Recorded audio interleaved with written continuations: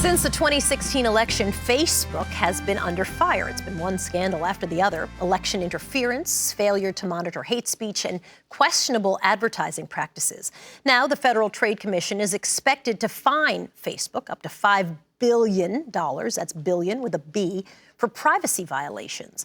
Despite all the drama, Facebook's bottom line hasn't taken a serious hit. This week, the company announced it beat revenue expectations, earning more than $15 billion during the first 3 months of the year. And even with the privacy issues, the number of monthly users across all of Facebook's apps, including Instagram, Messenger, and WhatsApp, have grown to 2.3 billion.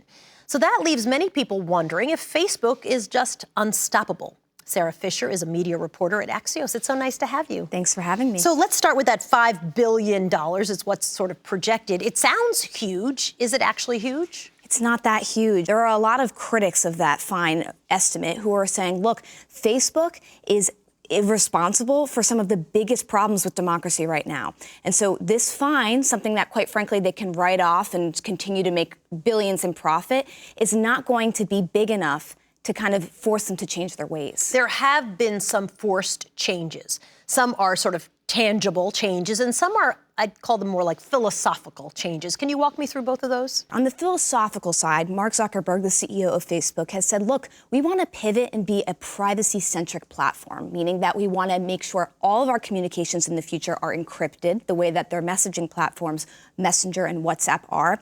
And we want to make sure that people feel comfortable communicating with each other. As far as the tangible changes, one of the things they've done is they've made it clearer of what your rights are from privacy perspective on Facebook. Because of lots of historic failures. Many historic failures. For example, people during the Cambridge Analytica scandal didn't realize that when they were playing a game on that platform, their data was being shared with a third-party developer who then had the ability to go and sell it to another party. In this case, it was being used for political purposes, which of course you could see why users feel as though their trust was being betrayed by Facebook. Mark Zuckerberg is always sort of this interesting character, I would say. He's always been sort of portrayed as naive and kind of, stumbled into this brilliant idea. And I think that has changed over time. He is not going anywhere. And he's also not so naive, I would say. That's right. So when we think about Mark Zuckerberg, for so long we thought about him as this idealistic tech founder. But what we've seen through leaked emails and reports is that he's actually a lot more knuckle-bared. He's somebody who is willing to be ruthless when it comes to protecting his business. An example of that would be a recent document dump that was obtained by NBC News found that Mark Zuckerberg was willing to restrict competitors from user data in order to undermine them. Well, of course, people cried that this is a competitive foul. But for Mark Zuckerberg, who's trying to protect his most valued asset, which is user data, he wasn't afraid of going there.